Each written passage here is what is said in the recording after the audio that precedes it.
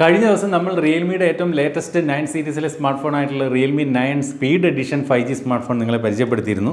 എന്നാൽ ഇന്ന് അതിൽ നിന്നൊരു അല്പം താഴെ നിൽക്കുന്ന റിയൽമി 9 എന്ന 5G സ്മാർട്ട് ഫോണിൻ്റെ വിശേഷങ്ങളാണ് പരിശോധിക്കുന്നത്. ഇതുപോലെ ഒരു മഞ്ഞ ബോക്സിനകത്താണ് റിയൽമി 9 5G വരുന്നത്. ഇവിടെ റിയൽമി എന്ന് എഴുതിയിട്ടുണ്ട്. അതുപോലെ ഇവിടെ മോസ്റ്റ് ട്രസ്റ്റഡ് ടെക്നോളജി ബ്രാൻഡ് എന്ന് എഴുതിയിട്ടുണ്ട്. ഇതിൻ്റെ ബാക്ക് സൈഡിലേക്ക് വരുമ്പോൾ ഇതിൻ്റെ പ്രധാനപ്പെട്ട സ്പെസിഫിക്കേഷൻ ഡീറ്റെയിൽസ് കൊടുത്തിട്ടുണ്ട്. നമ്മൾ ഇന്ന് പരിശോധിക്കുന്നത് സ്റ്റാർക്ക് ഗേസ് വൈറ്റ് എന്ന കളർ വേരിയൻ്റ് ആണ്. അതുപോലെ റാം വന്നിട്ട് 6GB റാം റോം 128 വേരിയൻ്റ് ആണ് അൺബോക്സ് ചെയ്യുന്നത്.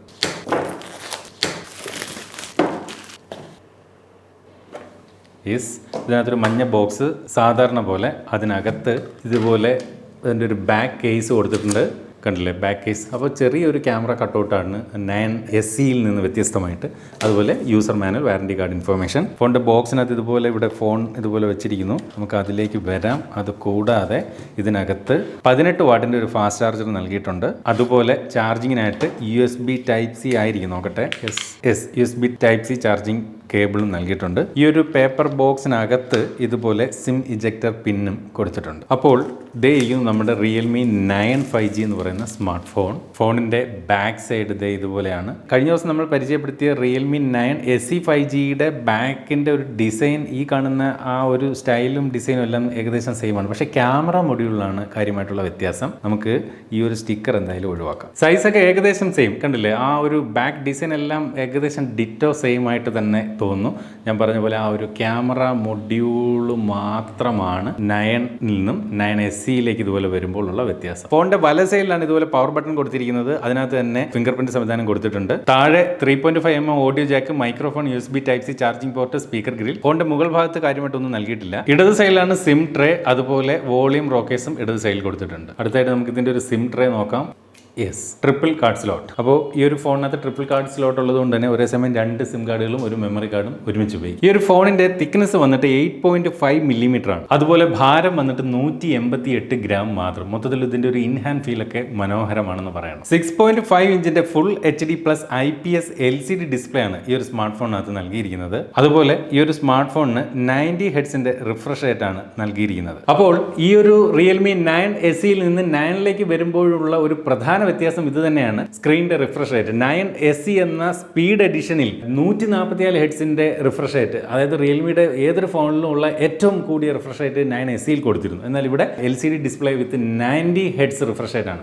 9SEയും LCD ഡിസ്പ്ലേ ആണ്, പക്ഷേ 144 ഹെർട്സ് ഉണ്ട്. ഇവിടെ 90 ഹെർട്സ് മാത്രമല്ല ഈ ഒരു സ്മാർട്ട് ഫോണിന് 180 ഹെർട്സിന്റെ ടച്ച് സാമ്പിളിംഗ് കൊടുത്തിട്ടുണ്ട്. അതുകൊണ്ട് തന്നെ ഗെയിം കളിക്കുമ്പോൾ ഒരുവിധം സ്ക്രീനിൽ നിന്ന് നല്ലൊരു റെസ്പോൺസ് നമുക്ക് ലഭിക്കും. അതുപോലെ ഈ ഒരു സ്മാർട്ട് ഫോണിന് മാക്സിമം 600 നിറ്റ്സ് ആണ് ബ്രൈറ്റ്നസ്. കണ്ടില്ലേ, നല്ല ബ്രൈറ്റർ ആയിട്ടുള്ള ഡിസ്പ്ലേ ആണ്. അതുകൊണ്ട് തന്നെ ഔട്ട്ഡോർ വിസിബിലിറ്റിക്കൊന്നും യാതൊരു പ്രശ്നവും വരികയില്ല. ഈ ഒരു ഫോണിലും റിയൽമി 9SE പോലെ തന്നെ ആൻഡ്രോയിഡ് വെർഷൻ 11 ആണ് കൊടുത്തിരിക്കുന്നത്. റിയൽമിയുടെ യൂസർ ഇന്റർഫേസ് ആയിട്ടുള്ള റിയൽമി UI വെർഷൻ 2 ആണ് നൽകിയിരിക്കുന്നത്. ഈ ഒരു സ്മാർട്ട് ഫോണിനകത്ത് എന്തുകൊണ്ടാണ് Android 12 out of the box കൊടുക്കാതിരിക്കുന്നത് എന്ന് എനിക്കറിയില്ല.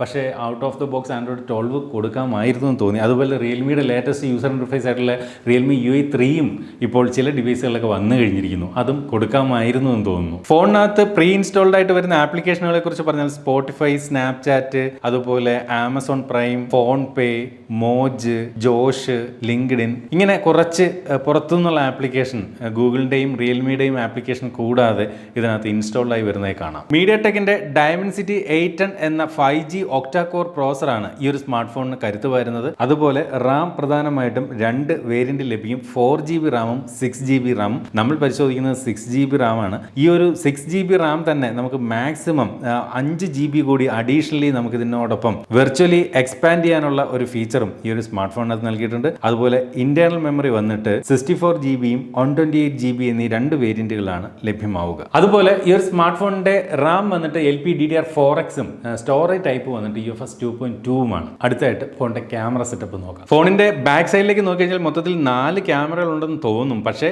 3 ക്യാമറകളാണ്. ഇതൊരു A എന്ന് എഴുതിയ ഒരു ഡമ്മിയാണ് അവിടെ വെച്ചിരിക്കുന്നത്. അതുപോലെ ഇവിടെ ഇവിടെയായിട്ടൊരു LED ഫ്ലാഷ് ലൈറ്റ് കാണാം. 48 MB ക്യാമറ എന്നിവിടെ എഴുതിയിട്ടുണ്ട്. ഇതിൻ്റെ പ്രൈമറി ക്യാമറ വന്നിട്ട് 48 മെഗാ പിക്സലും അതുപോലെ സെക്കൻഡറി ക്യാമറ ഒരു 2 മെഗാ പിക്സലിൻ്റെ ബ്ലാക്ക് ആൻഡ് വൈറ്റ് പോർട്രേറ്റ് സെൻസറും മൂന്നാമത്തെ ക്യാമറയായിട്ട് 4 സെൻറ്റിമീറ്റർ വരെ അകലത്തിൽ അടുത്ത് കൊണ്ടുവന്ന് മാക്രോ ഷോട്ടുകൾ എടുക്കാനുള്ള 2 മെഗാ പിക്സലിൻ്റെ ഒരു മാക്രോ സെൻസറുമാണ്. മനോഹരങ്ങളായിട്ടുള്ള സെൽഫി ഫോട്ടോകളും സെൽഫി വീഡിയോകളും എടുക്കാനായിട്ട് ഇതുപോലെ ഫോണിൻ്റെ ഡിസ്പ്ലേയിൽ തന്നെ ഇടത് സൈഡിൽ ലെഫ്റ്റ് പഞ്ച് ഹോളായിട്ടാണ് ഇത്തരത്തിലൊരു 16 മെഗാ പിക്സലിൻ്റെ ഒരു സെൽഫി ക്യാമറ നൽകിയിരിക്കുന്നത്. അപ്പോൾ ഈ ഒരു സെൽഫി ക്യാമറയിലേക്ക് സ്വിച്ച് ചെയ്യുമ്പോൾ കണ്ടില്ല, ആ ഒരു ക്യാമറയ്ക്ക് ചുറ്റും ഒരു ലൈറ്റ് ഇങ്ങനെ ഫ്ലാഷ് ചെയ്യുന്നത് നമുക്ക് കാണാൻ സാധിക്കും. ഈ ഒരു സ്മാർട്ട് ഫോണിന്റെ ബാക്ക് ക്യാമറയ്ക്കും ഫ്രണ്ട് ക്യാമറയ്ക്കും മാക്സിമം റെസൊല്യൂഷൻ 1080ൽ 30 ഫ്രെയിംസ് പെർ സെക്കൻഡ് വരെയുള്ള വീഡിയോകളാണ് ഷൂട്ട് ചെയ്യാൻ സാധിക്കുക. എന്നാൽ നമ്മൾ കഴിഞ്ഞ ദിവസം വീഡിയോ ചെയ്ത 9SE 5Gയിൽ ബാക്ക് ക്യാമറ ഉപയോഗിച്ചുകൊണ്ട് 4K റെസൊല്യൂഷനിൽ വീഡിയോ ഷൂട്ട് ചെയ്യാൻ സാധിക്കും എന്നുള്ളത് ഒരു പ്രത്യേകതയാണ്. ഈ ഒരു സ്മാർട്ട് ഫോണിനകത്ത് 5000 mAh ബാറ്ററിയാണ് ഇതിന് ചാർജ് പകരുന്നത്.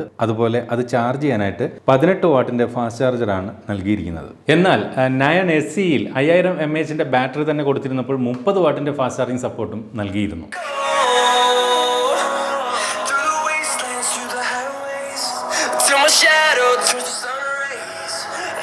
ഫോണിനകത്ത് മോണോ സ്പീക്കറാണ് നൽകിയിരിക്കുന്നത്. ബോട്ടം ഫയറിങ്ങിലാണ് സ്പീക്കറിന് നൽകിയിരിക്കുന്നത്. നല്ല വോളിയമുണ്ട്, നല്ല ക്വാളിറ്റിയുള്ള സൗണ്ട്. പക്ഷേ എനിക്ക് എന്തുകൊണ്ടോ ഇനി ഏത് ഫോണെന്ന് പറഞ്ഞാലും സ്റ്റീരിയോ സ്പീക്കർ ആണെങ്കിൽ എനിക്കൊരു തൃപ്തി വരും, സത്യസന്ധമായിട്ട് പറയുകയാണ്. അത് ഇപ്പോൾ വരുന്ന ഒരു 15000 പ്രൈസ് റേഞ്ചിൽ വരുന്ന ഫോണുകളിൽ പോലും സ്റ്റീരിയോ സ്പീക്കർ നൽകുന്ന ബ്രാൻഡുകളുണ്ട്. പക്ഷേ ഇതിനകത്ത് സ്റ്റീരിയോ സ്പീക്കർ ഇല്ല. വീഡിയോ ക്വാളിറ്റിയെക്കുറിച്ച് പറഞ്ഞാൽ മനോഹരമായിട്ടുള്ളൊരു video quality IPS LCD display ആണെങ്കിൽ ഈ ഒരു സ്മാർട്ട് ഫോൺ നൽകുന്നൊന്നും പറയാതെ വയ്യ.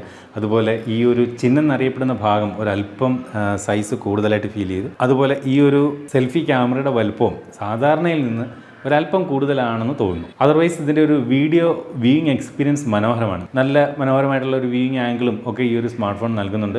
LCD ഡിസ്പ്ലേ ആണെന്നുള്ളൊരു കുറവ് നമുക്ക് ഇതിൻ്റെ ഒരു വീഡിയോ വ്യൂയിങ്ങിൽ തോന്നുന്നേയില്ല. അപ്പോൾ ഈ ഒരു റിയൽമി 9SEയും റിയൽമി 9ഉം തമ്മിലുള്ള കാര്യമായിട്ടുള്ള വ്യത്യാസങ്ങൾ എന്തൊക്കെയെന്ന് ചോദിച്ചു കഴിഞ്ഞാൽ ഇതിനകത്ത് രണ്ടും 5G സ്മാർട്ട് ഫോൺ തന്നെയാണ്. പക്ഷേ പ്രോസസ്സറിനകത്ത് വ്യത്യാസമുണ്ട്. 9SEയിൽ സ്നാപ്ഡ്രാഗൺ 778G എന്ന പ്രോസസ്സർ കൊടുത്തിരിക്കുമ്പോൾ ഇവിടെ 9 മീഡിയടെക്കിൻ്റെ 810 എന്ന പ്രോസസ്സറാണ് നൽകിയിരിക്കുന്നത്. അതുപോലെ 9SEയുടെ ബേസ് വേരിയൻറ്റ് 6GB റാം ആയിരുന്നെങ്കിൽ ഇവിടെ ബേസ് വേരിയൻറ്റ് 4GB റാമാണ്. ഈ ഒരു സ്മാർട്ട് ഫോണിൻ്റെ ബേസ് വേരിയൻറ്റ് 64GB ആണെങ്കിൽ SEയിൽ അത് 128GB ആയിരുന്നു. പിന്നെ ബാക്ക് സൈഡ് SEയും ഈ ഒരു 9ഉം പ്ലാസ്റ്റിക് ബോഡി തന്നെയാണ്, അതിനകത്തൊന്നും വ്യത്യാസമില്ല. ഡിസ്പ്ലേ LCD ഡിസ്പ്ലേ ആണ്, അതിലും വ്യത്യാസമില്ല. എന്നാൽ റിഫ്രഷ് ആയിട്ട് ഈ പറഞ്ഞ പോലെ 144 ഹെഡ്സ് മാക്സിമം നമുക്ക് 9SEയിൽ കിട്ടുമ്പോൾ ഇവിടെ 90 ഹെഡ്സ് ആണ് മാക്സിമം റിഫ്രഷ് ആയിട്ട് വരുന്നത്.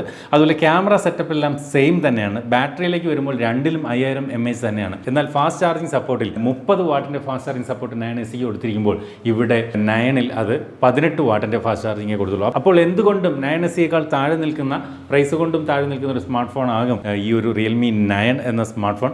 എനിക്ക് തോന്നുന്നു ഇതിൻ്റെ പ്രൈസ് സത്യത്തിൽ ഈ ഒരു നിമിഷം അറിവായിട്ടില്ല.